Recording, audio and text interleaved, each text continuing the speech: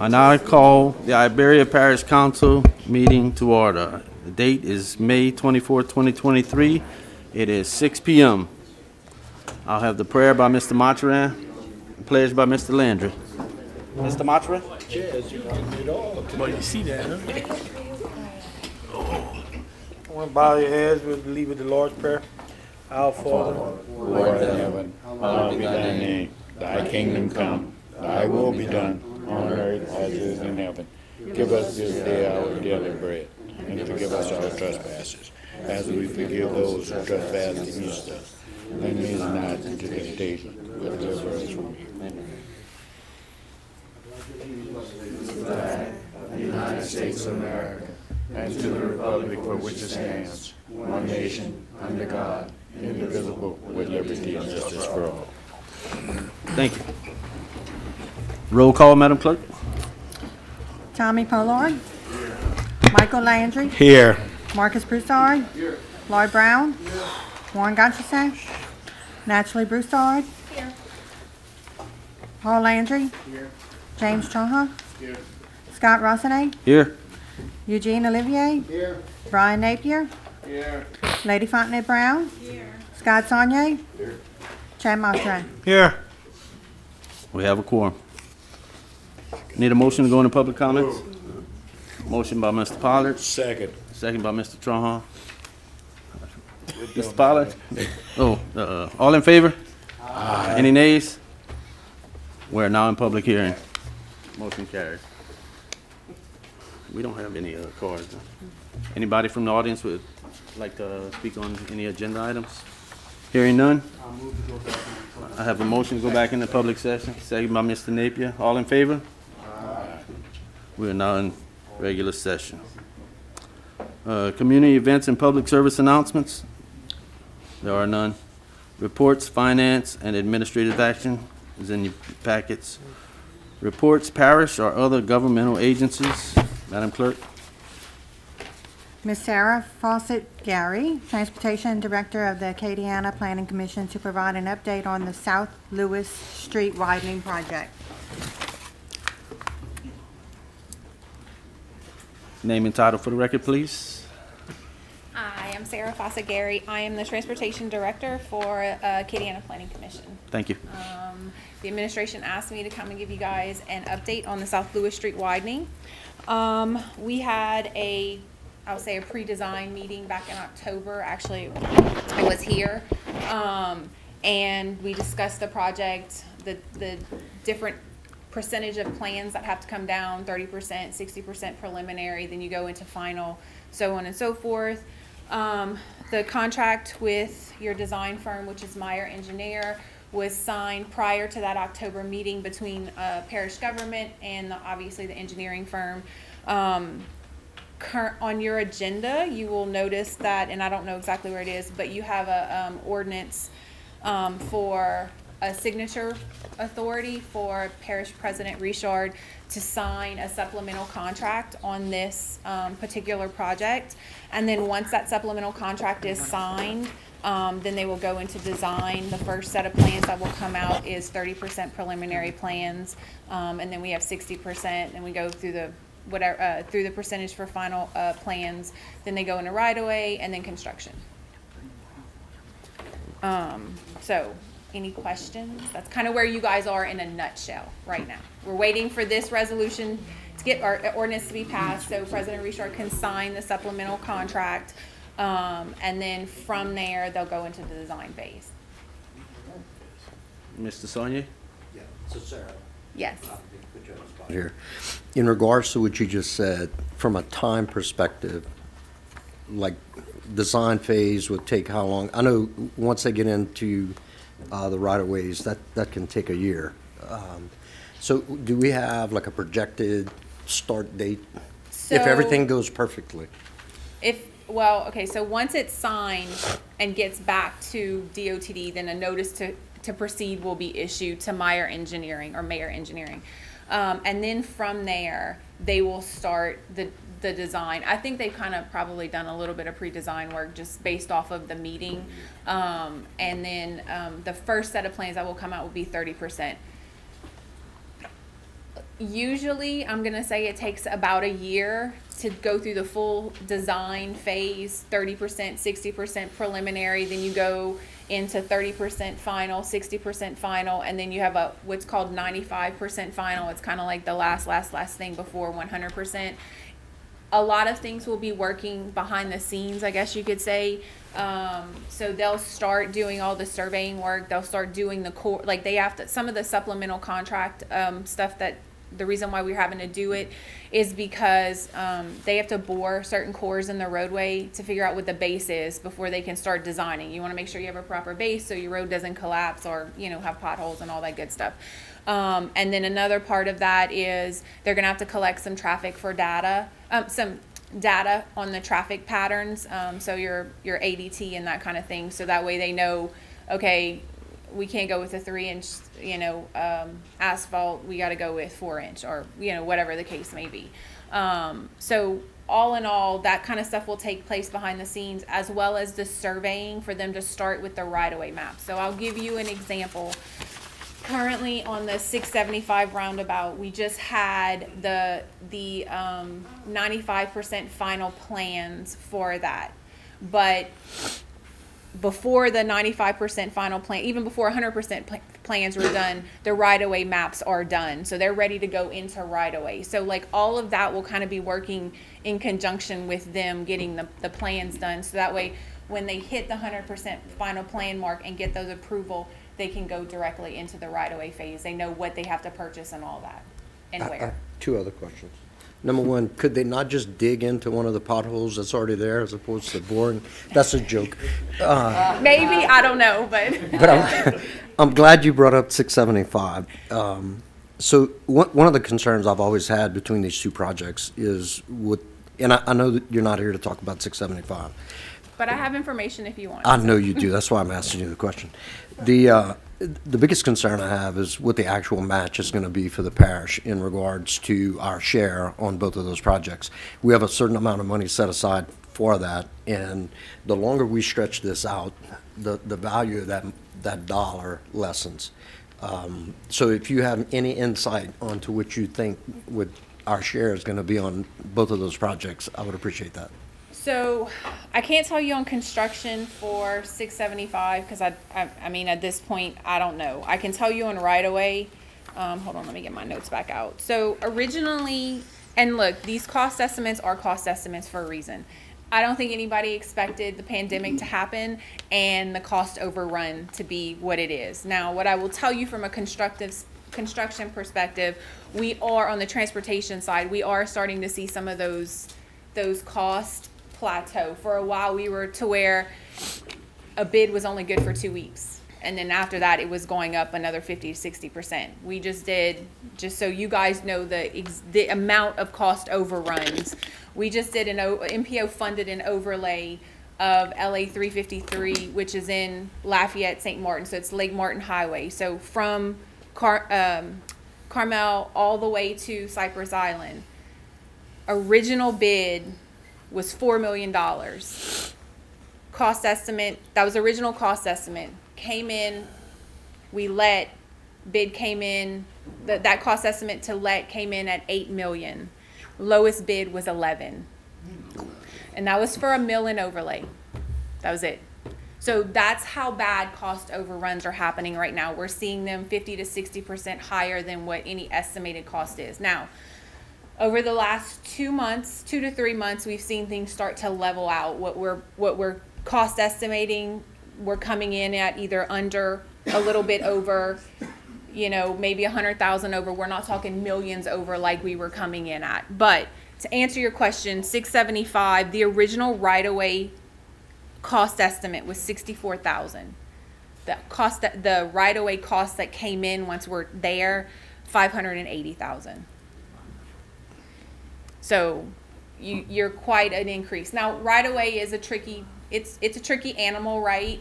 Because you don't know when you set a right-of-way cost estimate where you're going to have to take from until the plans are done. In this case, plans are done. I think you're having to take more from the restaurant than was previously anticipated, and that's where the cost increase comes from, because now you're talking about a business versus either just vacant property or maybe somebody's front yard, you know, that type of thing.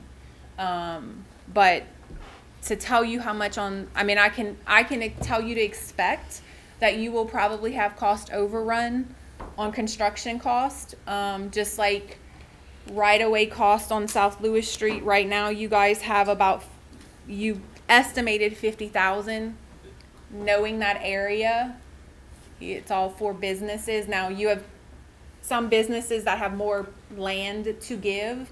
It could, that cost could increase by quite a bit, depending on where they have to take the right-of-way from. Now, they're gonna do everything in the design to make sure that they're taking strictly just property and not necessarily somebody's parking or even having to buy a business out, right?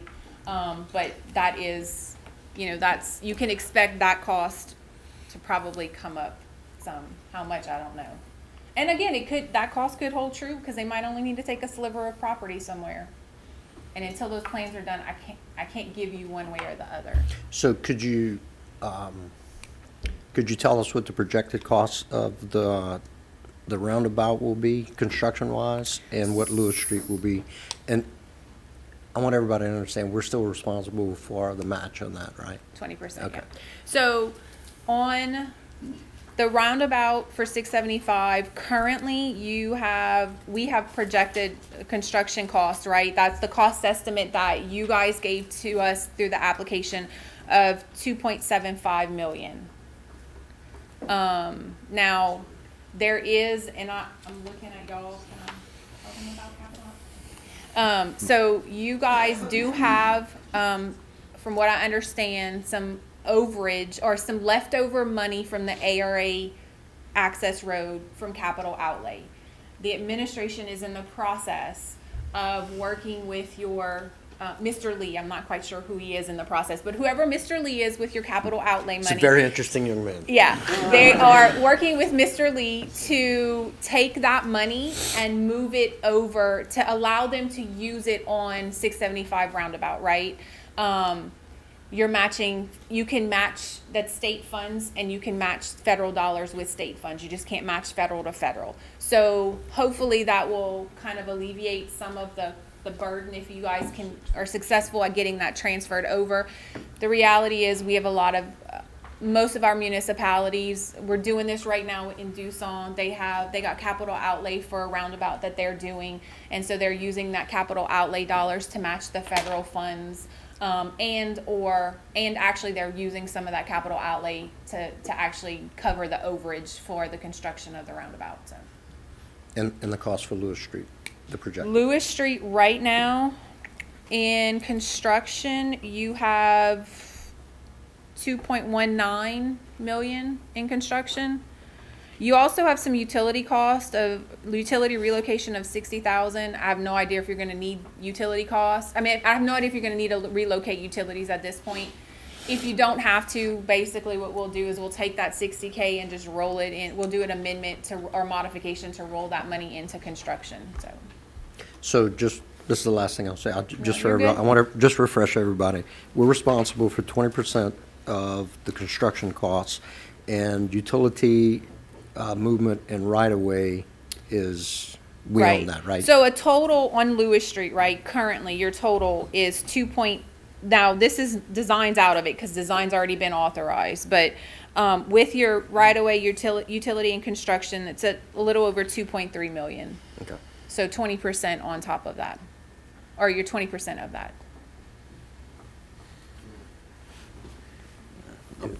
I'm good. Thank you very much, You're very sir. welcome. You're welcome. Mr. Broussard? And I don't know if I got the answer in my head, but you said 2 years from now, once this is passed tonight, to start? Is that correct? We No, hope and no. pray. So About a it'll. year, and I was trying to. So kinda it'll add be that. about a year. So it usually takes about a year. That's give or take everything, goes all right. Right away is where, at a minimum, when you're using federal funds to buy right away, it takes a year to buy right away using federal funds. That's if everybody agrees to sell property. If somebody doesn't, then then the state has the ability to expropriate the property. But that does take longer than a year to do that, because they still have to go through the normal right-of-way process, offer you money, you have to turn them down, like, you know, all of that. And then after that's been, there's no movement, then they go into the expropriation phase. So that does take, unfortunately, it will take longer if they have to expropriate property. And that's state law. You gotta follow the process, because you can't just, you know, you gotta go through the process before you can take someone's money. I meant property, I should say. Now, they will get compensated, it'll just be a compensation that'll happen at a later point in time. Anyone else? We good? Thank you for coming. No problem. A lot of numbers there. A lot of big numbers. I sure hope doesn't go up whatever the overages were, 11 million from 4 million. Oof. All right, where were we now? Let's see. Public Works reports. Madam Clerk. Public Works Department report for closed work orders dated April 26th through May 9th, 2023. Was emailed to everyone. Special business, there is none. Council member announcements. Oh, Mr. Sonia, you talkative tonight. I'm a little stopped up, so it might sound odd, but not sure if everybody knows this, but this is National EMS Week, Emergency Medical Services. So if you get a chance to, if you see an EMT or a paramedic or some of our local firefighters who respond to emergency calls, please thank them for their service. These are people that go out day in and day out and help people who are in need, who can't help themselves. So it's a tough job. I did it for a long time. Very rewarding. Excuse me. But just something that's much needed in our community. I think y'all just had the hurricane preparedness meeting. Those people facilitate a lot of things during disasters and on a day-to-day basis. So again, if you see one, please pat them on the back and thank them for what they do. Good. Mr. Olivier? Yeah, thank you, Mr. Chairman. I continue to monitor the bills that's going through Baton Rouge right now in this year's session, along with the Police Jury Association, making sure, again, that we have no negative impact on local government. I also had the opportunity earlier today to go to the Rural Community Funding Summit sponsored by United States Senator Bill Cassidy. A very good program. We got to meet with quite a few departments while we was there. GOSEP, Louisiana Department of Environmental Qualities, Louisiana Office of Community Development, United States Rural Development, U.S. Economic Development Administration, and then the list goes on, the back of this page right here. So it was a well-attended event. I learned a lot. I brought back quite a few information I'll share with the different department heads throughout the parish. And I just want to let y'all know that Senator Cassidy is working for Louisiana. Doing a good job. Thank you. Thank you. Anyone else? Ms. Brown? So I'm excited to share the news that Delta Biofuels is making a significant investment of $100 million in a new renewable fuel facility in Iberia Parish, specifically in District 12. This groundbreaking facility will be the first of its kind in North America. The facility is expected to create 126 new direct jobs with an average salary of $62,500 and 149 indirect jobs for a total of 275 new jobs in the region. This project will also provide a new market for sugarcane farmers, as bagasse is a byproduct of sugarcane processing. This project is a testament to President Richard and the Council's commitment to Iberia Parish's economic growth. I'd like to thank Delta Biofuels for choosing Generate and Mike Tarantino because he kept me up to date on the project. I'd also like to thank the sheriff and everyone who supported this initiative. I do look forward to seeing the positive impact Delta Biofuels renewable fuel facility will have on Generate and the wider region. I digress. Thank you. Ms. Broussard?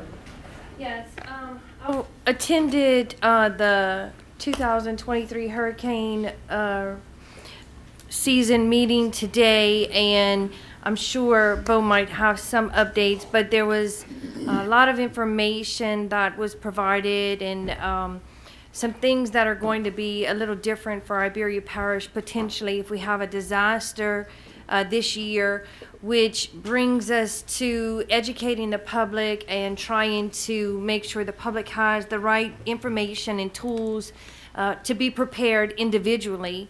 CERT has been working with Volunteer Louisiana, planning a event that's going to be held on June 8th. It's going to be at Westgate High School. It's called Parish Prepared. It's a conference to prepare, to give you tools and information to prepare for yourself and your families and friends. It's not necessarily on the parish-wide level or, what we're doing as community leaders to respond, but to help individuals get prepared themselves so that the community leaders can do what they need to do to get our community back operational in the case of a disaster. So there's going to be some information with regard to Highway 90 construction, things that we're going to be having to deal with as far as evacuations and things like that, on top of the normal things. So we do have door prizes. We're going to have emergency kits or starter kits to give away to some of the attendees. So we're asking all the council members to put this on their Facebook page, help promote it, pre-register. That's the QR code. That's how we get Volunteer Louisiana to help provide us with these emergency kits and stuff based on the number of expected attendees. So we'd ask everybody to pre-register and support this. Spread the word to your constituents, to your family and friends, because there's going to be a lot of valuable information that everybody needs to get to be prepared for not only this hurricane season, but disasters in general. And it's free. That was another question that was asked of me today. It is a free event. Another free event that's coming to our community will be a senior resource fair. That's going to be held on June 10th from 8 a.m. to 1 p.m. at the Cedar Gates Community Center. That is being sponsored by Maison Teche, Iberia Medical Center, and Iberia Parish Council on Aging.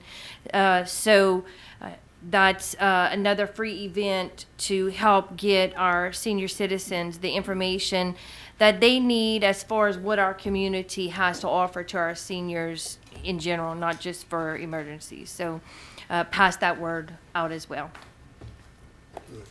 Thank you, Ms. Musa. I didn't think about the Highway 90 part. That's going to play a big part in it. Very eye-opening today. I'm still trying to figure out how to get back home. Use that 675 roundabout. Anyone else? Parish President announcements? Yes, good evening. Let's see, construction began this past Monday, May 22nd on Lobby Road. I'm happy to say that. It's scheduled to be completed within the month, June 24th. Bidding process for the Lobby Road Bridge will be in June. Construction is to begin in August with the completion date scheduled somewhere around January of 24. Bids for the Jefferson Canal South project have been advertised. The bid opening date is going to be Thursday, June 15th at 10 a.m. Iberia Parish litter abatement for May 13th. We picked up 80 bags of trash, 7 tires, and the trash was picked up in the areas of Pellerin Street, Montout Road, and City Park in Jeanerette. And as Councilwoman Broussard stated, we did have our annual hurricane season preparedness meeting this morning at the Slyman. President Richard would like to extend a big thank you to the director of Iberia Parish's Office of Homeland Security, Prescott Marshall. He hosted and coordinated this very important meeting. President Richard would also like to thank all of our Iberia Parish government departments for their attendance this morning, and we had 100% attendance from the departments. I want to echo what Councilwoman Broussard said, that we went over a lot of things this morning. Tomorrow we are also meeting with the Governor's Office of Homeland Security and Emergency Preparedness. But the big thing that came out of it is the construction on Highway 90. We're going to have to find another route to go. We're working with the Sheriff's Office, with Louisiana Department of Transportation and Development, and City Police. We kind of got State Police, we kind of have everyone involved in it. There is a given route now we have some concerns about, and Mr. Marshall is trying to address some of those concerns. So hopefully tomorrow we'll know a little bit more. I would also like to read a proclamation that May 2023, May is Building Safety Month. Whereas the parish of Iberia is committed to recognizing that our growth and strength depends on the safety and essential role our homes, buildings, and infrastructure play both in everyday life and when disasters strike. And whereas our confidence in the resilience of these buildings that make up Iberia Parish is achieved through the devotion of vigilant guardians, building safety and fire prevention officials, architects, engineers, builders, tradespeople, design professionals, laborers, plumbers, and others in the construction industry who work year-round to ensure the safe construction of buildings. And whereas modern building codes include safeguards to protect the public from hazards such as hurricanes, tornadoes, fires, floods, and earthquakes, and whereas Building Safety Month reminds the public about the critical role of our community's largely unknown protectors of public safety, our local code officials who assure us safe, sustainable, and affordable buildings that are essential to our prosperity. And whereas building safety starts with you, the theme for Building Safety Month 2023 encourages us all to be more aware of building codes and the important role they play in the built environment, and to take an active role in keeping our homes, schools, businesses, and communities safe and sustainable. And whereas each year, in observance of Building Safety Month, the parish of Iberia is asked to consider the commitment to improve building safety, resilience, and economic investment at home and in the community, and to acknowledge the essential service provided to us all by local building and fire departments in protecting lives and property. Therefore, I am Larry Richard, do hereby proclaim May 2023 as Building Safety Month in Iberia Parish. As the parish president, I also encourage all citizens to join me and the Iberia Parish Council members in commending our dedicated staff and their vigilant efforts to uphold building codes to ensure Iberia Parish remains a parish of excellence. Signed, M. Larry Richard, Iberia Parish President. I'd like to ask Mr. Weaver, our Director of Planning and Zoning,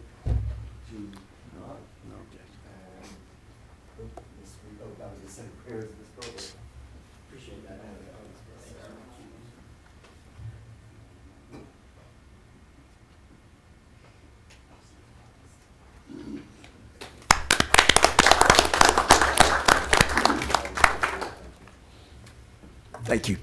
Thank you. Consent agenda items for public hearing and adoption to be voted on at tonight's meeting. Madam Clerk? Minutes, regular meeting of May 10th, 2023. Summary number 100, introduced by Clerk of the Council, a resolution of condolences to the family of Mr. Fenris Davis Larson, brother of Human Resources Director Donna McDonald, who passed away on May 6, 2023.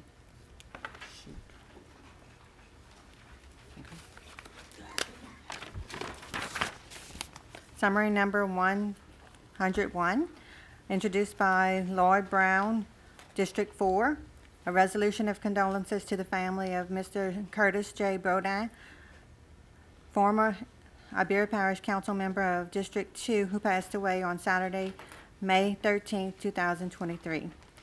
Summary number 102, introduced by Clerk of the Council, a resolution accepting the resignation of Mr. Chris Ditch as a member of the Acadiana Fairgrounds Commission, effective immediately. Summary number 103, introduced by Clerk of the Council, a resolution accepting the resignation of Mr. Jonathan Peel as a member of the Acadiana Fairgrounds Commission. Did I skip? Effective immediately. Summary number 104, introduced by Parish President, a resolution authorizing the Iberia Parish President to execute a supplemental agreement to a previous agreement by and between the State of Louisiana Department of Transportation and Development with Meyer Engineers LTD and Iberia Parish Government relating to State Project H013522.5. Federal Aid Project Number H013522, South Lewis Street widening, Iberia Parish. Moved by Mr. Brown. Second by Mr. Landry. Mr. Brown? Mr. Landry? Are there any consent agenda items anyone would like to remove? Hearing none, we'll go ahead and vote on the consent agenda items. All in favor? Aye. Any nays? All consent agenda items have passed. Motion carries. Ordinances introduced for public hearing and adoption to be voted upon at tonight's meeting. Madam Clerk?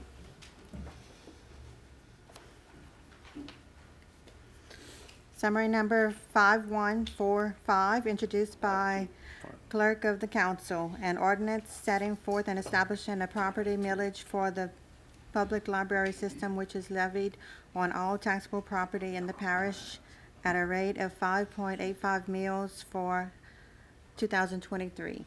Note, this item was tabled at the May 10th, 2023 Iberia Parish Council meeting. The previous advertised rate of 5.85 mills was incorrectly advertised, therefore the rate should be noted as adjusted rate of 5.76 mills. Yes. Yes. Yeah. I'll You go wanna- ahead. Motion by Mr. Landry, second by Mr. Landry. Mr. Landry. Okay, I know we're back here from last week, and when I was just really, and Mr. Chairman, I'd like to make a substitute motion once we finish discussion. Okay. So I go back and look in 2020, and before I say anything, I want y'all to know, I'm all about education. I wasn't the highest in my class. My grandfather in 1895 graduated with 6 students, went on to college and came back and became an accountant. But I believe in this. But, you know, we're not driving horse and buggy wagons anymore, and things got to change. But in 2020, the library had a fund balance of 5.4. In 2021, it went up to 5.9. 2022 is 6.2, and we should end 23 with a $6.1 million fund balance. I just don't see that there's any need for it. I went back and researched with the library system services that does the report. All these numbers come from the library to the state and to the feds. Iberia Parish's library's cost per patron is $12.57, and we're located in the lowest 25% of library systems our side. And we would need to reduce it by over $6.66 to get to 25%.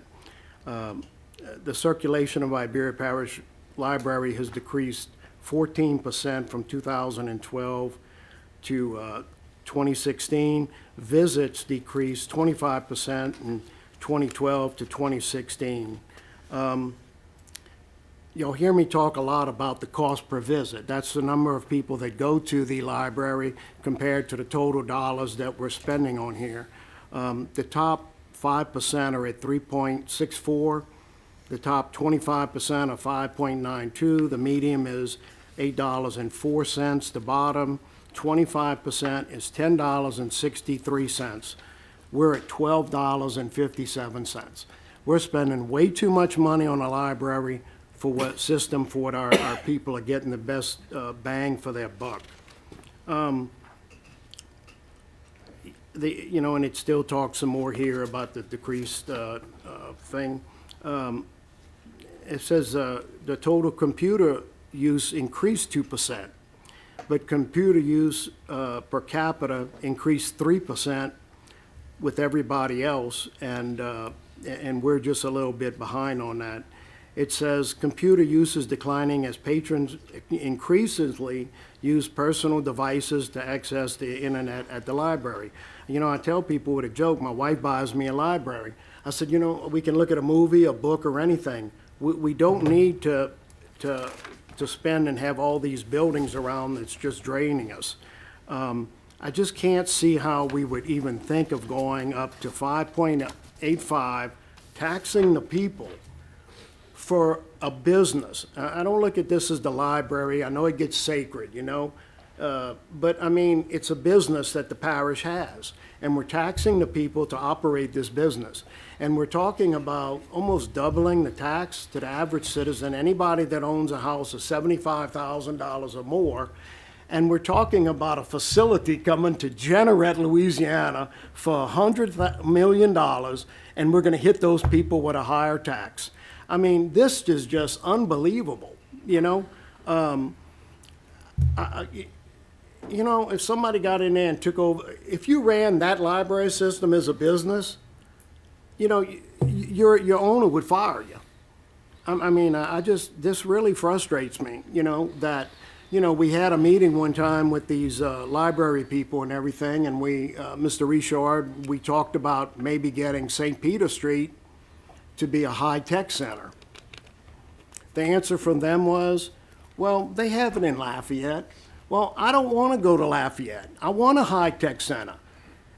At the St. Peter branch, it would be on the west end where these children that don't have a computer at their house could go down and spend time on the computers, learning more about it, learning how to access it and things like that, and learning the games of today. And that's not my everyday thing, but I think we're hurting the children on the west end that would have an opportunity to see St. Peter Street blossom as a full-service high-tech center. But it's just all the things that I knew behind I'd like y'all to know, and I just can't see supporting any type of increase. Thank you, Mr. Landry. Mr. Landry. Just a question. What did we, last year, what we access as a millage on the library? 3.5. 3.5, and I think that's been going on for a few years. 8 or 9. I don't think we should take it away. I do think we can continue at 3.5 because we can't move it to no other millage.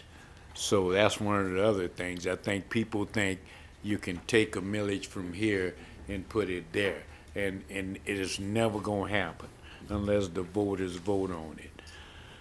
So if we do 3.5, and I understand we bringing stuff under control, but if you start taking away, you'll never get it back, to me. And I'm finished, I'm good. Mr. Strong? Yeah, I'd like to say, I like libraries. I mean, I'm nothing against libraries, and it's not anything to do with library, but I'm sitting here looking at, we have very, very few funds that actually increase. This is one of them. So to ask the taxpayers to give more money for increase, that one that's growing, to me, I just can't. I'd like to keep it at 3.5 like it was. I mean, they have enough in their budget and their balance. They can do what they need to do with it. Any kind of emergency repairs, they got plenty of money. I just look at it as a tax, and what they have an amount of money in their fund balance, and what we over here struggling with everything else going down. That's one of the only ones we have that's going up. So I can't see asking the taxpayers to give more money when we have one that's going up and not down. So that's my thought on it. Thank you. Mr. Sonia, you look like you have something to say. I always do. Yeah. I appreciate Paul saying he wasn't very studious, because I wasn't either. But I do believe in education. And I said some things during the agenda meeting last week, or whenever that was, I can't remember, 2 weeks ago. And I'm going to echo that now. I believe that the library system does have a place in this community. And Paul, I agree with you. We need to move toward some high-tech things in regards to those facilities. But when we look at that fund, and James, I'm glad you said what you did, and we look at other funds within the parish, it baffles me how, and this is taking place across the country. If you look at what's going on in Washington, D.C. right now, we are trillions of dollars in debt. Trillions. We have an entity that actually has a healthy fund balance, and that's become a bad thing. That's not the way I see it. I think they're doing what they're supposed to do with the money. That's what the taxpayer voted on, and they have been fiscally responsible for what they were tasked with doing. So when you look at that fund balance, a little later in this agenda, there's another item that'll come up that's gonna ask us to put $500,000 down for one roof on one building. So the majority of the issues that you're seeing within our infrastructure is based on deferred maintenance. For years, we have ignored a lot of these things. You've seen it in our streets, we're seeing it in our buildings, and again, we want nice things, And sometimes that hurts a little bit. We've got to pay for it. So in regards to the millage, right now, if you have a $200,000 house, 75,000 of that or below is homestead exempt. You're paying, and I'm going to round, you're paying about $40 a year on that millage, on the library. If you would max it out, and that's to the 5.85, which we can't, it would add, and I'm going to round up, it would add $33 a year. So that comes out to $2.75 a month, which boils down to 9 cents a day. So the burden that I'm willing to pay to maintain the stuff that we built is 9 cents a day. I probably burn that when I open the door to my truck to start it in the morning. So, and I get what y'all are saying. And look, I'll agree with whatever y'all want to do, but the taxpayers voted for this. And we're deciding that they didn't know what they were talking about. And this is gonna come up again next year. Let them vote it down. But I'm telling you, $6 million in that fund, we're gonna take 500 for one roof. That's not gonna last very long. And I can assure you, and Kim, I don't wanna put you on the spot, but I know probably just as well as everybody else in here, the majority of the funds that we have in this parish are struggling. They are struggling. I don't care which fund you talk about. There's none of them that are healthy. We should not be operating like that. We should be trying to figure out how to either cut services so that we're not paying for stuff that we can't afford, or we need to support healthy fund balance. It's the fiscally responsible thing to do. Just because they've saved some money, that affords them the opportunity to fix what they have. We should not punish them for that. So, again, I will support what the council wants to do, but I believe that as a taxpayer, I would prefer to see that we're not in debt as opposed to what's happening on the federal level. They're asking again right now to raise the debt ceiling, and we can't pay for it. Now, they want to add 87,000 IRS agents at $80 billion. You know who they're going after, and it's not the rich. So, anyway, I'm done. Thank you, Mr. Sonny. Very passionate. Mr. Napier. Thank you, I knew you Mr. had Chairman. Yeah. Scott, you said a lot right there. Well, from Dalton. Yeah. So, look, since myself and several of the council here, since we've been here, if I'm not mistaken, since year one, maybe year two, we have held the library at 3.5 when the max was, I think at one time, 6. Yes. You know, and I was part of that group year after year after year. And they always had a fund balance. They built a library in Lowellville, built a library in Coteau. And it's not just about the number of kids that go to the library. Like Scott said, it's about maintaining these structures that we built. And he's right. The main library, and I've worked with the contractor, he's saying 500, and that's at the minimum. It could be more. So, and look, I would like to see us, and look, I'm a businessman. Look, I pay an enormous amount of taxes, but look at the solid waste fund, how it was in good shape and where it's at now. So when you're talking about a few $1 million, it seems like a lot of money, but you run into a few instances like they are about to run into. You know, who's to say when that fund balance is going to deplete? So I'm in favor of going up a little bit. Plus, like you said, Scott, next year, let those people and those people vote. Let's let them, the people that want to vote when that deal comes up for the public to vote on, If you don't like, vote against it. You know, let the people speak, because we have not, at least since I've been here, we have not given them what the voters approved. I don't know if they ever got it. I mean, that was a 10-year tax, so goes back 10 years. This is my 8th year, and they've never gotten close to that. So with all that being said, and everybody has a valid point on what they're saying, and nobody wants taxes to go up, but I'm in favor for some type of increase. Personally, I'd like to see it go up to 4.5, and, you know, that's, you know, we can vote on it later, but Thank you, that's, Mr. Napier. thank you, Mr. Chairman. Mr. Brown? Well, just to cut it short, we all will see, what Mr. Nathan say, I'll agree with him. And I would support that. Ooh, this is a tough one. Mr. Olive? Tell you what, I like the data part, Paul. That's some good figures you threw out there. But there was one figure I think maybe you might have missed, cost per capita. Based on the population of Iberia Parish and the cost to run our library system, I think we're on some of the top ranking parishes in the state with the lowest cost per capita operating our library system. It's a little different than cost per individual that walks in the door. I agree with that. But you know what? I can probably go to a boat landing tomorrow in Lydia and there's nobody launching a boat, but yet we pay for those services to keep that boat landing open. I can probably go to the Pepperplex tomorrow during the day. There's probably nothing going on. There's nobody there.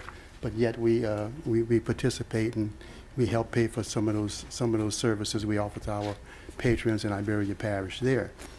But you know, the resources and what we offer to the people in Iberia Parish is not always used every day, but it's there when they need it and they do make use of it. I can go to the Lydia Library sometime and there's nobody in there, but I can go some afternoons, there might be 20 people in the library over there. So it varies, you know, from week to week and day to day and year to year who uses the library system. But I think it's a necessary part of what Iberia Parish should be investing our money into. I agree with Brian. I think we need to go up, you know, to go ahead and go to the 4.5%. I think that'll be a generous offer to put the library where the revenue matches the expenses. Because we've been asking them to take $500,000 every year out of their fund balance to close that gap between those two. And I think we're going to make them neutral by going up to the 4.5%. And I can support that. Thank you, Brian. Anyone else? Mr. Land? So we're going to talk about the visiting and dollars spent and things like that. Iberia Parish Library has an LJ score of 407 and is ranked number 20 of the 24 libraries with similar budgets in the state. Nationally, Iberia Parish rank is at number 124 of 1,445, 1284 of 1445. So we're 161 away from being at the bottom on the national level. We talked about holding them at 3.5 the whole time we're here. That's a correct statement. We did hold them. And the whole time, they built 2 brand-new libraries for $1.3 million, and they still have over $6 million in the fund balance. I just don't get that. We talked about deferred maintenance. That's management not doing what they were supposed to do. So what would a $500,000 roof, if it was fixed in 2016? We hearing Sarah talk about these figures and stuff like that, might be 200,000. So somebody deferred the maintenance, now they're costing the taxpayers another 300,000. You know, we talk about the $20 a month, Scott. There was some, you know, good ones. But then how do we go to the people and say, oh, and we need a millage for roads? Oh, and we're going to have to increase the health unit millage. So now all of a sudden the $20 a month turns into $80 a month on the property tax. And here we're talking about a $100 million business coming. They don't even get the $75,000 homestead exemption. and we're gonna be just turning around and adding all this on to them. I just cannot see giving a bad-performing business in our government more money when they've wasted more. I'm sorry, there it is, and that's it. The Friends of the Library are mostly in mind, and Mr. Boyd, you ought to be thinking about getting St. Peter Street to be a high-tech center. All those children deserve to be able to have those opportunities that I maybe have for my daughter at my house, but they deserve that. Thank you, Mr. Landry. Well, not today, you ain't. Mr. Sonia, I still have something to say, but I'm gonna defer to. All right. Paul, you make some interesting points, but the deferred nature of the roof repair basically started in this council, as you recall, and that's been going on for quite a while. Wasn't the library, it was this council that did it. The second thing is the $100 million business, if I recall, this council also voted for a tax exemption for them. I don't remember the length of time it was. 10 years. Yeah. So the health unit is not starving because of the library. They're starving because of the jail.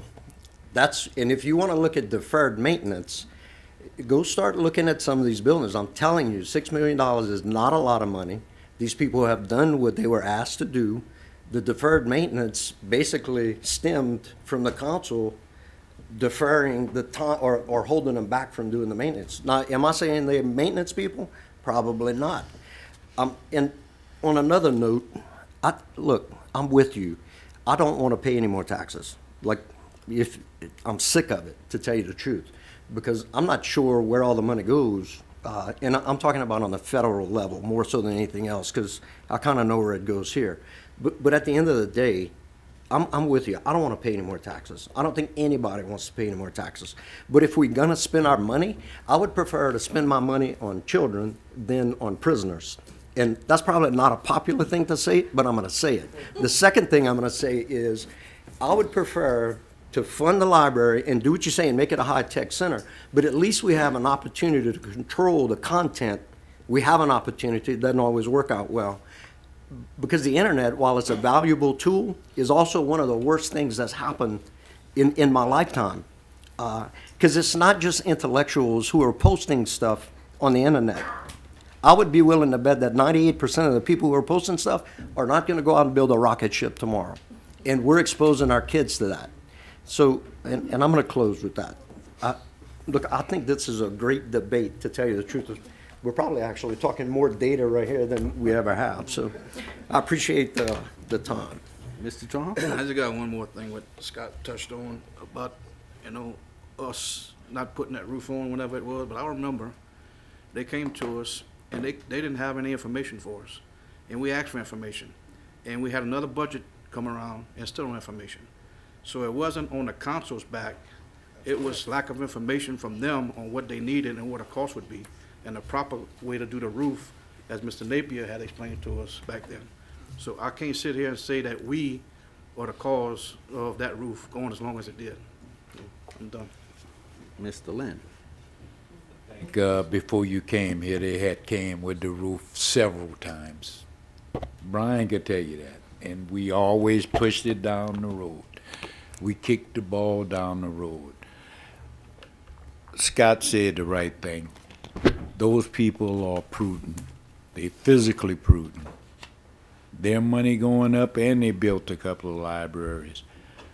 And we want to punish them because they did what they was asked to do. And I can't see us doing it. I just can't see us doing it. And I'm good. Ms. Broussard? I don't think anybody's asking to punish them. I mean, keeping it at 3.5 is not punishing them. It's not taking anything away from them that they are getting right now.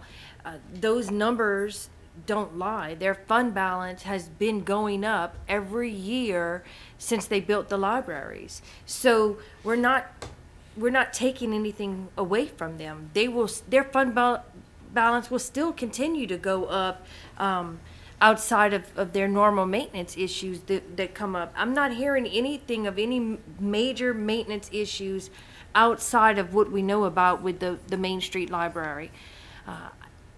Scott, I'm with you. I would rather spend my dollar on our kids than our prisoners every second of every day. But that's not what the law mandates us to do. And we are bound to follow the law, and that's where our money has to go. I ask all of my council members to look at the chart of where the millages go.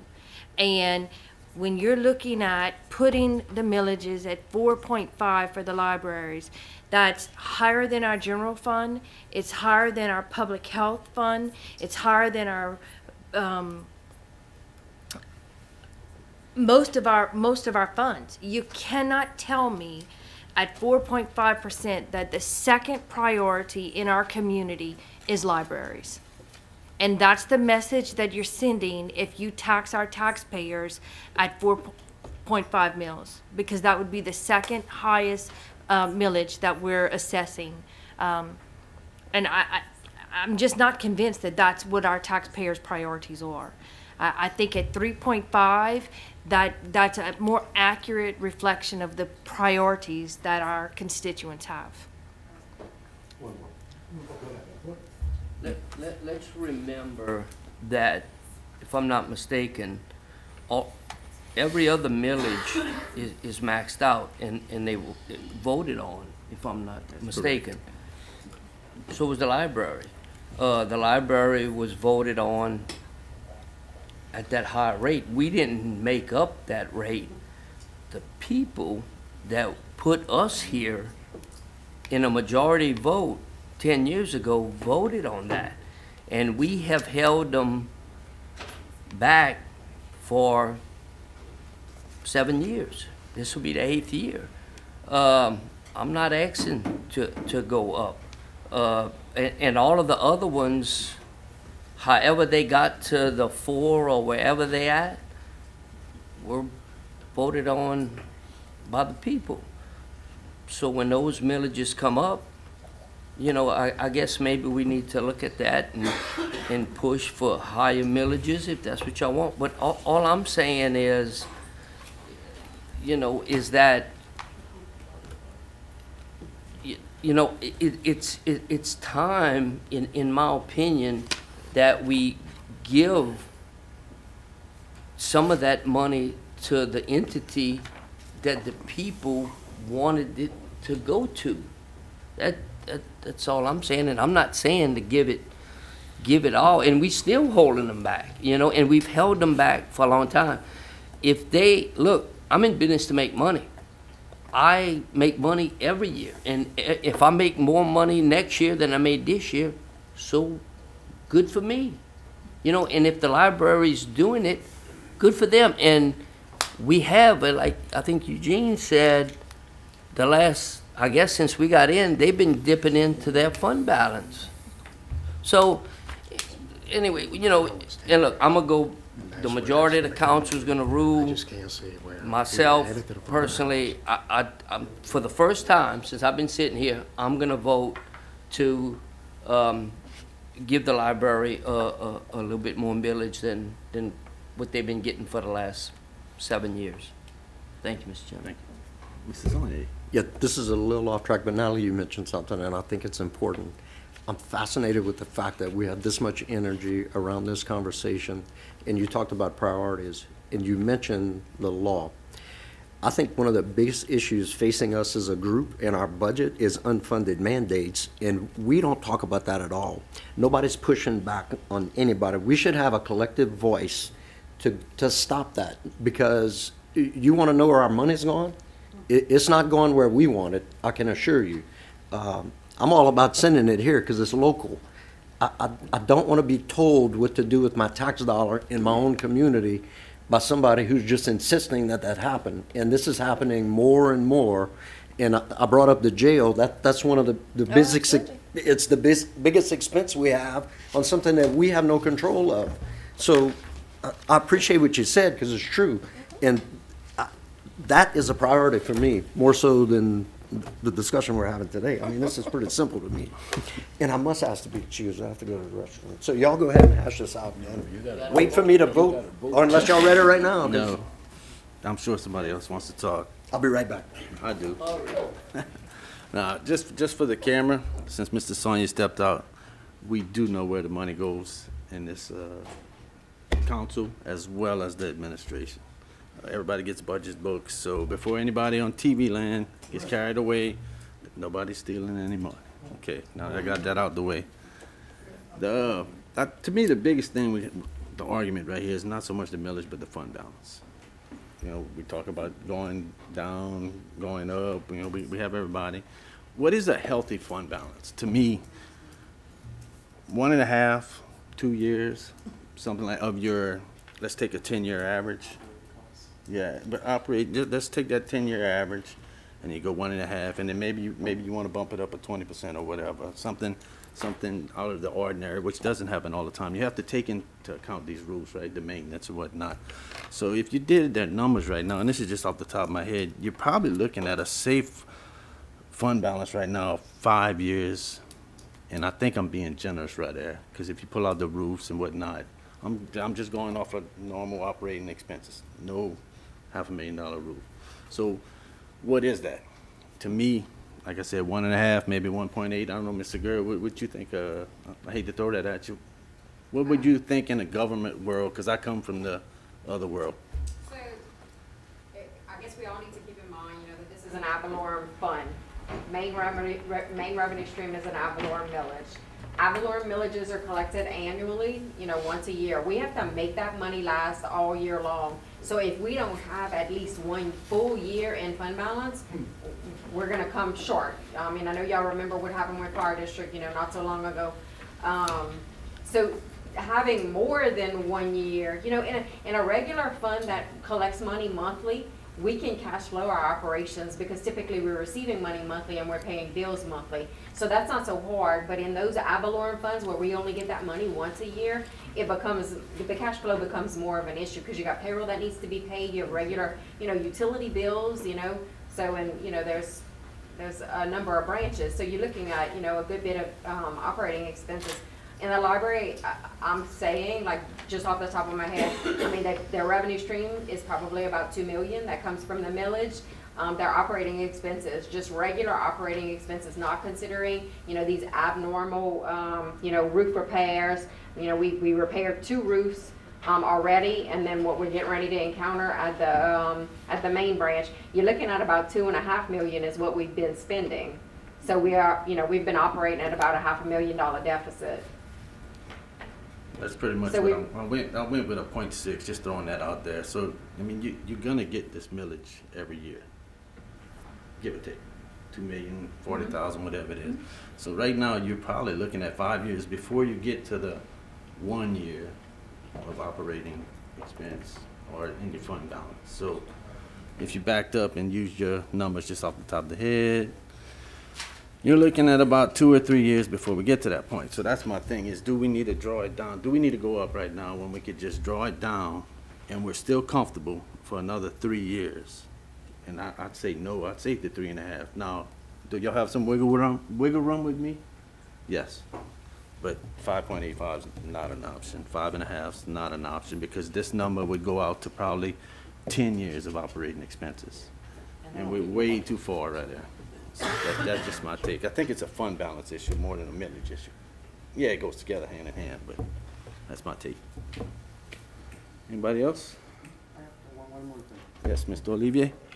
Of course, you know, the tax we're getting is right at 1.9, about $2 million. You're right, we get a year. You know, the rest of the funds we get is from, you know, books that's overdue and stuff like that, whatever fee. We get some state share as well that comes in and so forth. So we got an operation budget of $2.6 million in the library, okay? The tax itself for the $2 million, tomorrow, Hurricane George comes through the Iberia. Pretty much crush our tax collection for that physical year. You know, we may only be able to collect maybe at 1.5 or maybe $1 million that year because of the disaster that came through this area. You know, a house that was sitting there that was worth $250,000 is gone now. So that property value disappears. You know, the library's been such a good steward of parish tax dollars all these years. In a way, when we went to 3.5% in the millage, we actually kind of crippled them a little bit of some of the services they was providing to the people of Iberia Parish. We talked about, like Paul said, about the high-tech center. But I think when Kathy realized that the funding came down and the dipping in the fund balance, she kind of pulled back on some of the unique programs that she could have brought to the library with additional costs to keep our expenses down at the library. And that's what she's done. She's been a great steward of public money at the library. And I don't think we're doing it justice by not giving her that balance of operating costs along with the revenue, which is a full point, like Brian said, 5 mil would create for us, a balance in expenditures and revenue. And I really think we need to go ahead and put it at that level. I'm good. All right, I call for the question. all right. I think we're gonna beat this horse to death. Well, I think we had a substitute from Ms. Brown, yes? Oh, no. Oh. I was gonna, Mr. Landry had requested a substitute way at the beginning. Brian, oh, okay. Brian, go. I didn't actually make a substitute. I think Paul was gonna make yes. one before I Yeah, spoke. then you, Yeah. Yeah, Paul had the option. So, the substitute motion is to move it to the, very high profitable 3.5 mils. You know, we're all here in our business is to make money, but for the library fund, we're not here to take money from the people and stick it in a bank account. So the substitute motion is to leave it at what it is, at 3.5. I would need a second. We got a second by Mr. Stronghold. Now we start again. Debate. Anybody on the substitute? go, you, Oh, Mr. Olivier. Well, I'm not gonna support the substitute. Okay, I kind of figured that. Anybody else? I would just like to clarify that a yes vote would be to keep it at 3.5, a nay vote would be to increase. All right. Keep your hands up for tabulations here. We're gonna vote. All in favor of the 3.5 mils? We got Mr. Pollard, Mr. Landry, District 7, Mr. Broussard, Ronsonet, Mr. Stronghold, Ms. Broussard. Any nays?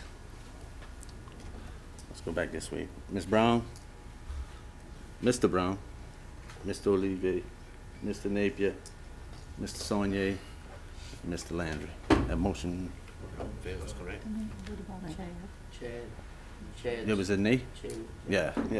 I'm You sorry. voted, Tom? Wait, But I that's- didn't get them all. Wait, how I'm many trying to- yeses?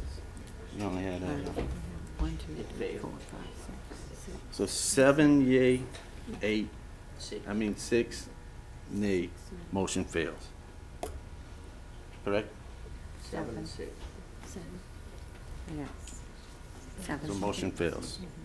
All right, now we're back to debating the main motion. So I'd like to make a substitute motion that we move the millage to 4.5. All right, I have a substitute from Mr. Napier to insert 4.5 into the language, and a second by Mr. Brown. Mr. Napier, any discussion? No, I think I've said everything that I can say. yeah, I think so. Yeah. Mr. I'm Brown. out of fuel, yeah. Any discussion? Anybody else? Mr. Broussard? I want us to think about the risk of raising it to the taxpayer who votes on it next year. Okay, it's gonna come at a risk, because not everybody's for raising it. In fact, there's a lot of folks not.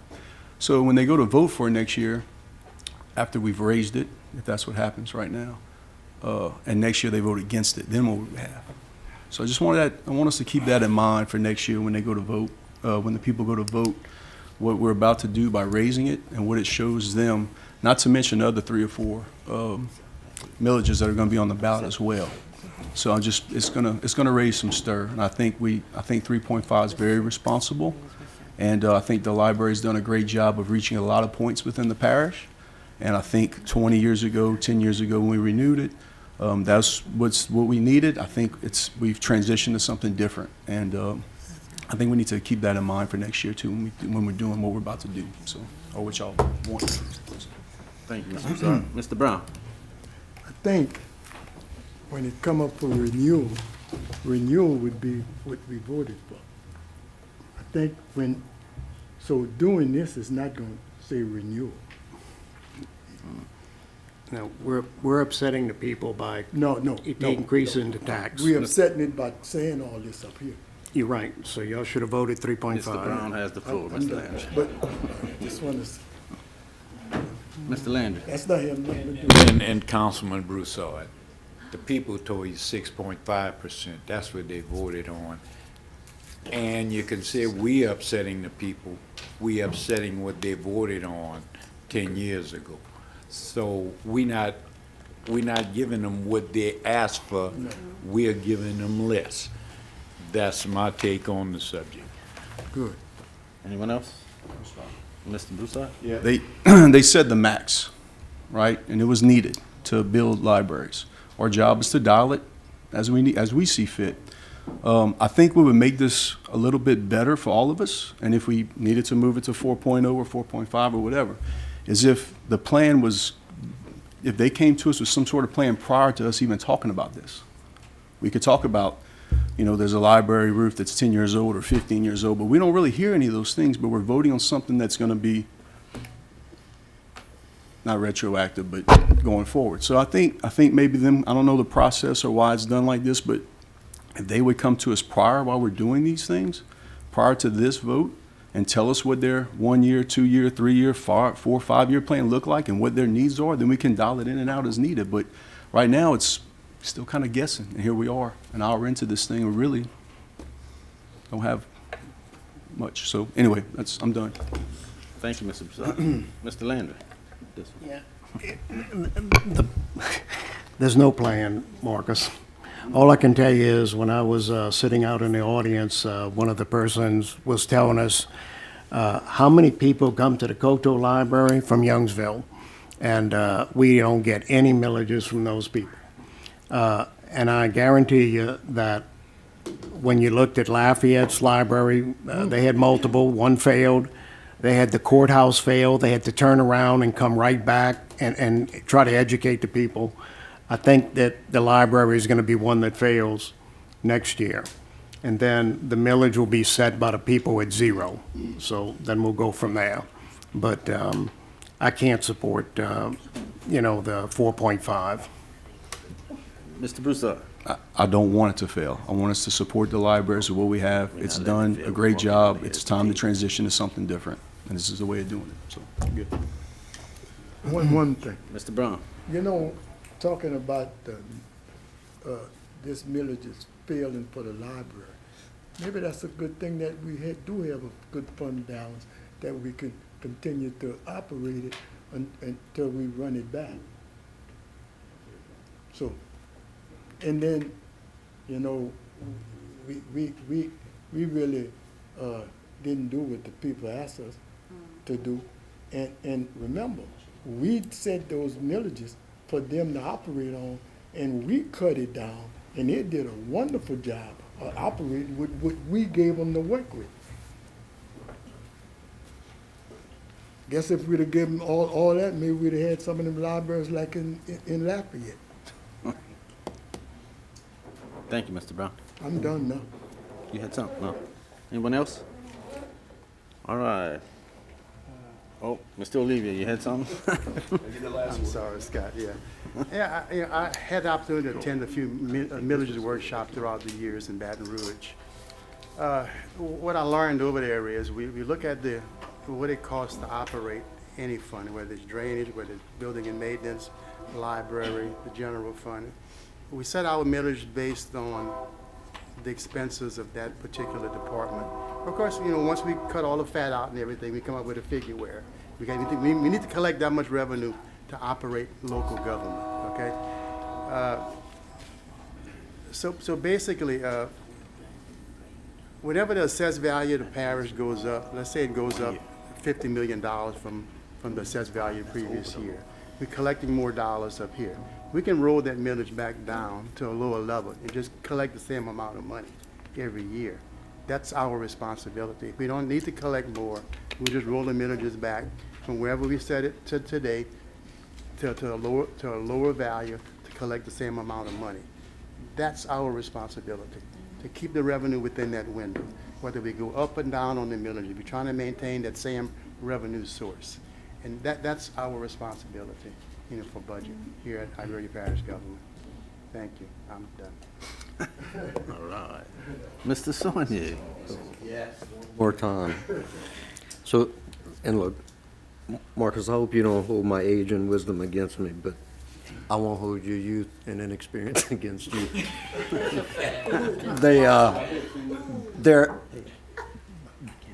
This council voted to lower that millage with full visibility that we were gonna reduce their operating ability. We knew they were gonna have to dig in to fund balance. The other point you made is interesting too. They're not here because we didn't invite them. No other fund balance representative came here and talked to us either, but we said it. So if we want them to come talk to us, you have to tell them to come and talk to us. That's the way it works. That's right. That is the last thing I'm gonna say on this subject. I promise. Next year we ask. Anybody else? If we're here, whoever's here. No? Good, all right. Here's where we are. Correct me if I'm wrong. We are voting on the language to be amended to 4.5 mils. All in favor? Aye? Aye. Raise hands, yes. All right, we got Ms. Brown, Mr. Brown, Mr. Olivier, Mr. Napier, Mr. Saunier, Mr. Michael Landry, Mr. Chad Mottram. 7. Nays. 1. Count. Mr. Pollard, Mr. Paul Landry, Mr. Marcus Broussard, Scott Ronsonet, James Strongholm, and Ms. Broussard. 7-6. Whoa. So motion failed. 7-6. 7-6. Motion fails. Question.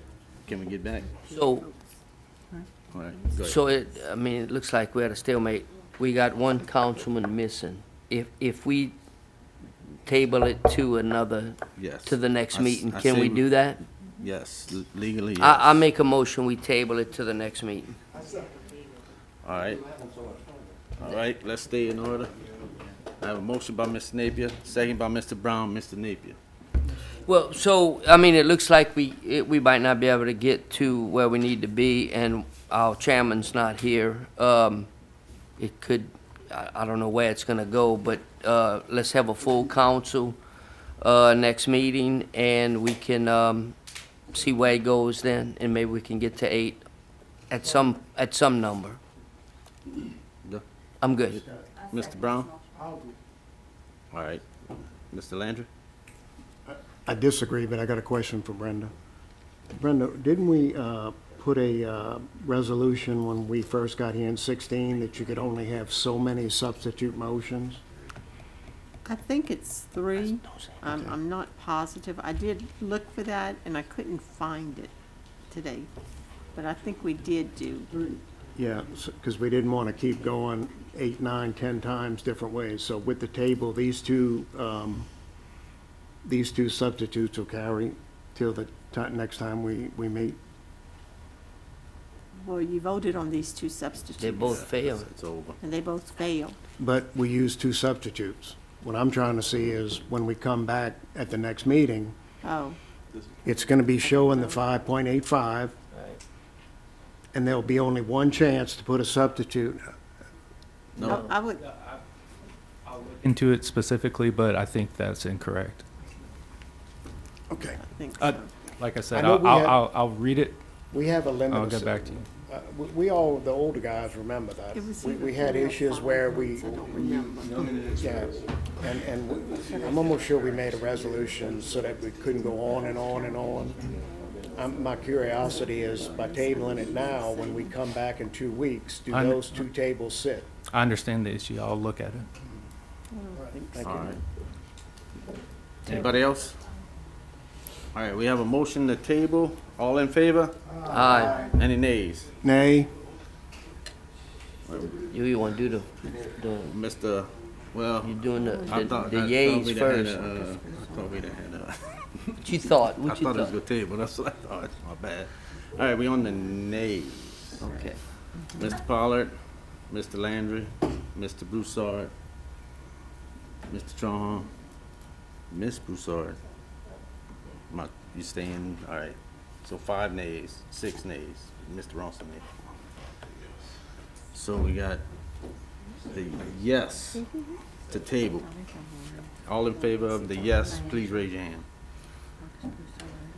Ready for the yeses? Yes. Ms. Brown, Mr. Brown, Mr. Olivier, 6, 7 again. Mr. Napier, So it's not there. Mr. Saunier, Mr. Landry, and Mr. Mathurin. So it fails. 7 to 6. That motion fails. 4.3. I'm good. All right. We good? Y'all ready? All right, Ms. Broussard. I'd move to make a substitute motion for 3.75 mils. All right, here we go. My motion's 3.75 mils, Mr. Olivier. She would be there. I need a second. Still standing strong. You sure? Who's made the second? Well, he's saying no. What? We're gonna clarify that. Ms. Brown? I just have a question. So if we move forward with Mrs. Broussard's substitute motion, how does that impact the, What Mr. Landry was yeah, saying? what Mr. Landry was saying? I'm gonna have to defer to legal. I didn't research this issue before this meeting. So this needs to be tabled. Ian, So it needs to Ian, be tabled. So it needs to be Ian, tabled. could they Table not failed. waive the policy like we do with our appointment policy, which requires 2 people, more than 2 applications? And when we only have 1 applicant, we waive that policy? So can they not waive the You could- policy for the motion? We can to suspend the substitute- rule. Substitute motion to What a meeting to do do that? this. 4.3. Like I said, I did not anticipate this as an issue for tonight. That's fit to go. I have a All right. motion on the table, on the floor. Yeah, we have to get back in order. We do have a motion on the floor for 3.75. Do I have a second? Y'all don't want to table it? Is there a second to my motion for 3.75? No. No, don't look like it. Fails. All right, that fails. Wait, All right, we have a motion on the floor now of 4.0. So Natalie's motion dies. Yes, yes, my bad. Wait, I think I had like 3 seconds, I'm sorry. Who, does it matter to anyone? So Scott's All motion right, so was Scott for- Saunier has a motion to substitute 4.0 mils. Mr. Michael Landry, second. I'll call for a point of order. We've already had 3 motions. Was a motion? It was still a motion. I thought we had. I'm gonna need some clarity on this. All right, so under that logic, you could make 3 consecutive motions that you know are gonna fail and then prevent discussion on the topic. I don't think that is in the intent of your procedures.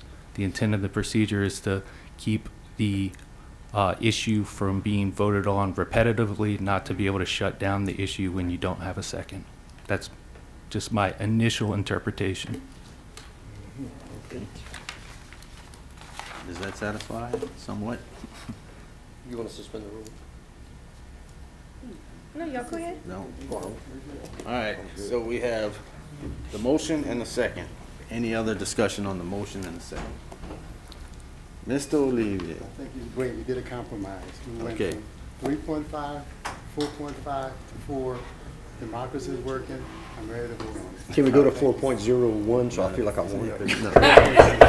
all right. All right, let's On the try to get this. 4.0 mils. I didn't think this was gonna get, all in favor? Oh, Aye. four- All right. okay. 4.0. Ms. Brown, Mr. Brown, Mr. Pollard, Mr. Olivier, Mr. Ronson, Mr. Napier, Mr. Saunier. Put 2 hands. You don't need it. We don't need it. Mr. Michael You don't Landry need it. and Mr. Chad Mathurin. I need a total. 9. All right. The nays. Mr. Broussard, oh, The two Broussards. Mr. Landry, Broussard. Paul Landry, Mr. Broussard, Mr. Trahon, Ms. Broussard, 9-4. 9-4, that motion passes. Since this took so long, can we table the rest of this? All right, let's go. I think I volunteered for this. Yes. Resolutions introduced for public hearing and adoption to be voted upon at tonight's meeting. Summary number 105, introduced by Parish President.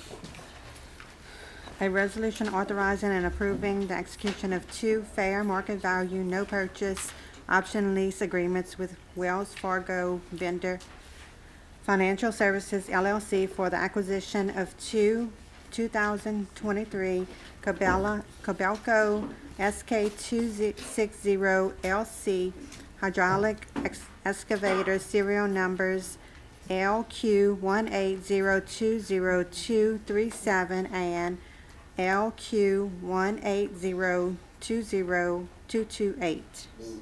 I got a motion by Mr. Saunier, second by Mr. Olivier. Mr. Saunier. Wave. Mr. Olivier, wave. Any further discussion? Thank you. All in favor? Aye. Any nays? No. That motion passes unanimously. Summary number 106, introduced by Parish President.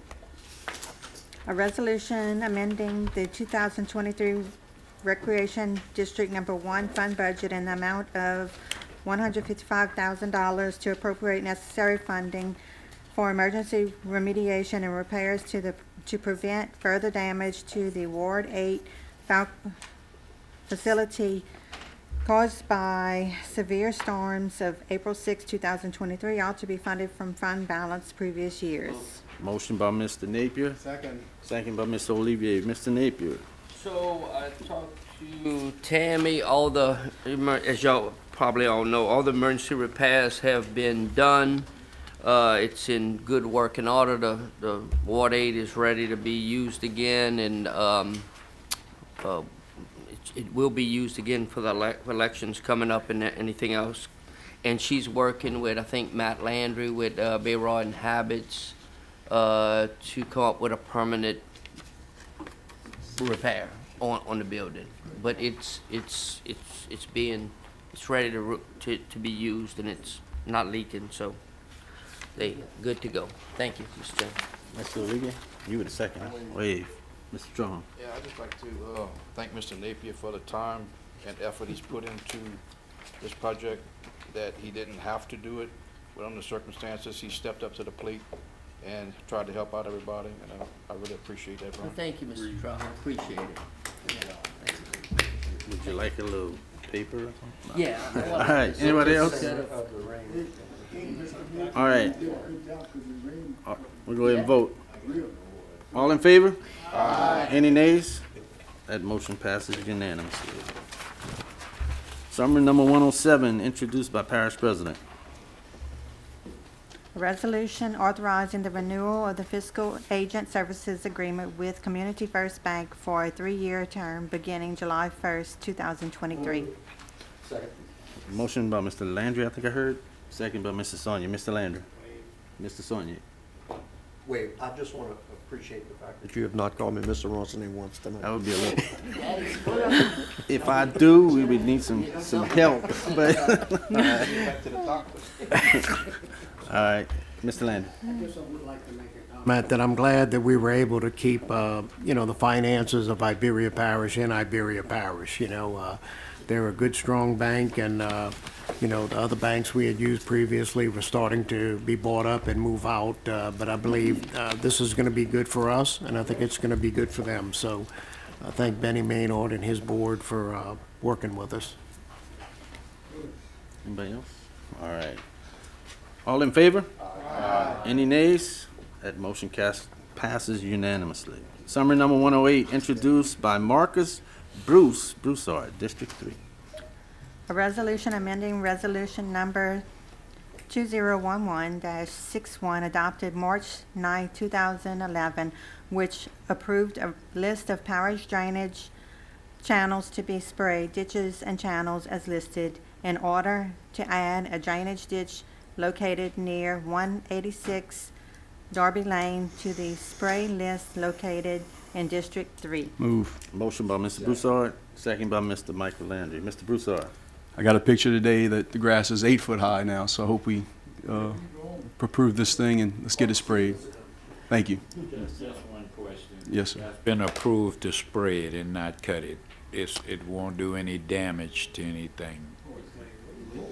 I mean, no, I'm talking about erosion, so I'm good. Good. I'm gonna have to turn a nuisance request in on you, by the way. All right. Oh, Mr. John? Yeah, they just want to kill the bloodweed in there. There's a lot of bloodweed. And it grows So that's what fast they and are, high. Just trying to get the bloodweed down. They don't want to kill everything in there, but that bloodweed is growing up. That's what they are. When they spray it, it's gonna kill everything. But they can, Marcus, they can come back and ask. And knock it after it's sprayed. Yeah. That's just a question I had. Yeah, that's what they're trying to do, get rid of that bloodweed. All right. Y'all ready to vote?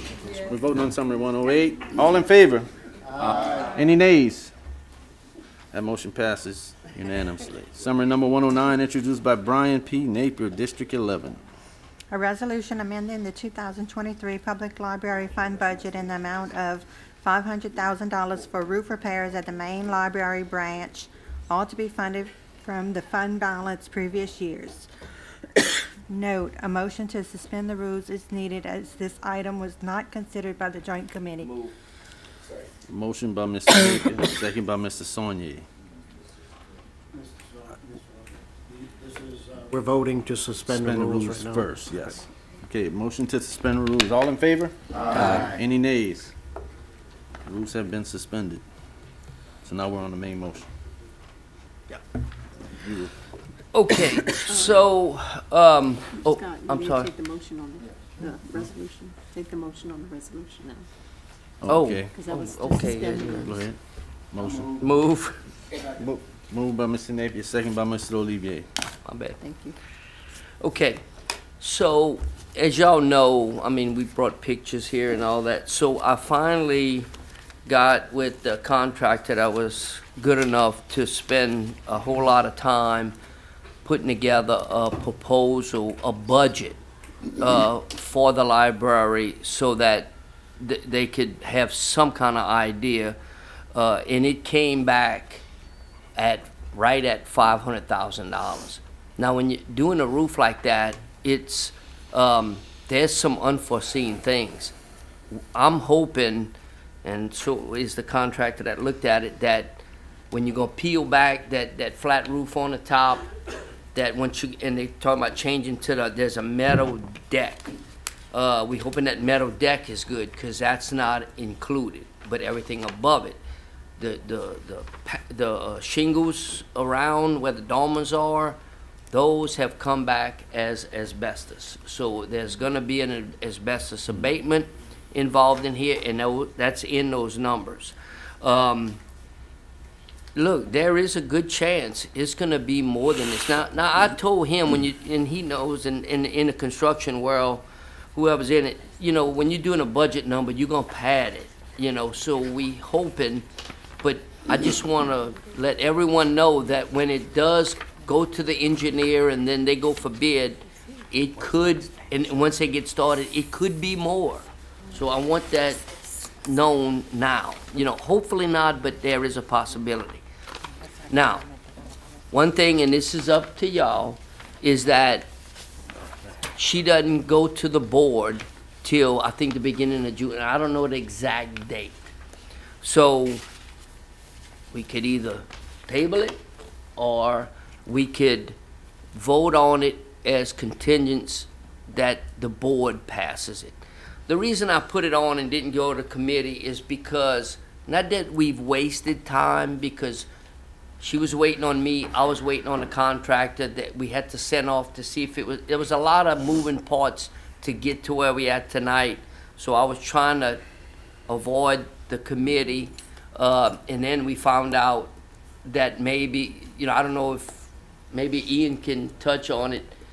Can we do it stating that as long as the board approves it, or should we wait another 2 weeks? I would like to see it if we can. I'd like to pass it and move forward, and then it continues on whether the board the board approves it or not. Ian, if Yeah, you should wait for the board to approve it. That's basically our standard operating procedure. It really prevents confusion in the long term. And this is still gonna have to go out for bid. That's a long process anyway. So this not getting passed tonight is not going to delay the roof. The bid process will. Is that? All right, let's stay. I'll offer a let's stay- substitute wait, motion. Let's Wait. finish. hold on. All right, when is that meeting? I think it's, I don't know, I really don't remember. It's in June. I just don't know when. I'm gonna have to ask Miss Kathy. Can jump committee. I don't remember exactly. Look, But I know we've done things before where in continuous, whether the board approves it or not. It's not like, I mean, we control those funds anyway, don't we? Yeah, you definitely control the funds. It's just a question of law. putting the Well, cart before the whatever. horse. I don't wanna do nothing that's not right, so. So can we table it with that? I would recommend tabling it without a date, getting with the library. Right. And then making sure that they have their ducks in a row and know what they want to Before do. we vote on, okay, I'm good. Before we get out of order, I think Mr. Olivia had the second. Yeah, Let's get to that. I think All right, I have three people that wanna, I would just maybe ask the library to consider having a special meeting. I mean, this is a pretty important thing, have the special meeting, get it done. I was for it because I don't want them waiting on us, but obviously there's procedural things we gotta do, but ask them to have a special meeting.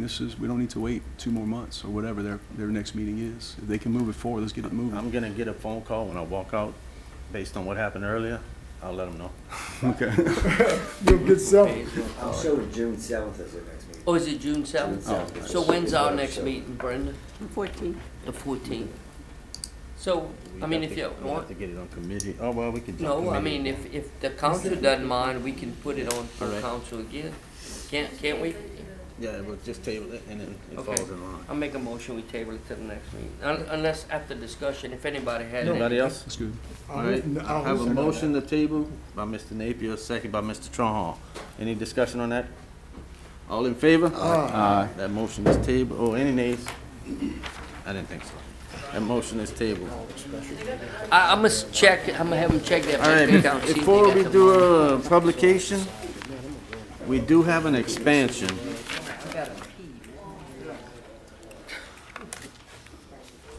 Madam Clerk? You want to read those? I'll do. Discuss and consider a motion to expand the agenda to discuss and consider the following item, summary number 110, introduced by Airport Authority. Madam Clerk? A resolution authorizing the parish president to execute change order number 2 for the ARA North GA Central Connector Project to change the contract to add additional scope of work as directed by Iberia Parish Government to repair approximately an additional 180 linear feet of the North GA taxi lane at an estimate cost of $260,859.14.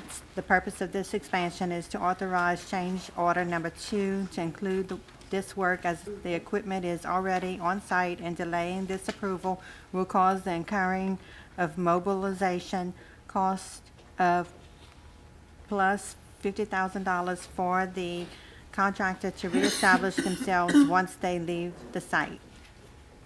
Okay. Do I do the public hearing first? Yeah, we have to have a motion for public hearing. I got one from Mr. Napier. I got a second by Mr. Landry, Mr. Michael Landry. All in favor? Aye. Any nays? We're now in public hearing. Anybody in the audience would like to discuss anything on this motion? Seeing none? Motion by Ms. Broussard to go back to regular session, second by Mr. Napier. All in favor? Aye. Any nays? We're back in regular. Agenda is, yeah, okay, that's where we're at. So we're back in regular session, now you gotta. We have to vote on it, yes. Ms. Broussard expanded the agenda. Mr. Landry seconded. All in favor? Aye. Any nays? Agenda expanded. Second. I got a motion to move on the main motion by Ms. Broussard. A second by Mr. Napier. Any discussion? Wave. It's just to change the contract to add additional scope of work as directed by Iberia Parish government. Is that us? Or who's directing them to do this? Probably it should read as recommended by the engineer. Okay, I'm good with that. As is? No. Or you want to add? Yeah, I think they need to change the verbiage to, I don't think we're directing you to do it, are we? I don't recall going out there and saying, hey, man.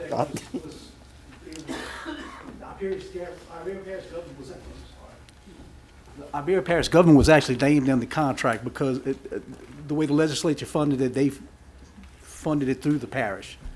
Okay. And that's why I'm here, you know, for the change order. So Ian, we're good with the verbiage as it is, or do we need to change it?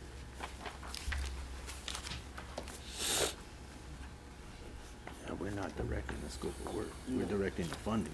Hmm? We're doing the funding, not the scope of work. Yeah. And the scope of work is by, like you said. The engineer. Recommended by the engineer.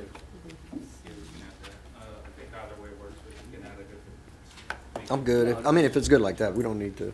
All right, we're gonna stay as is then. All in favor? Any nays? That motion passes unanimously. Ordinance is introduced for publication to be voted upon at the next council meeting, at which time comments from the general public will be heard. Madam Clerk?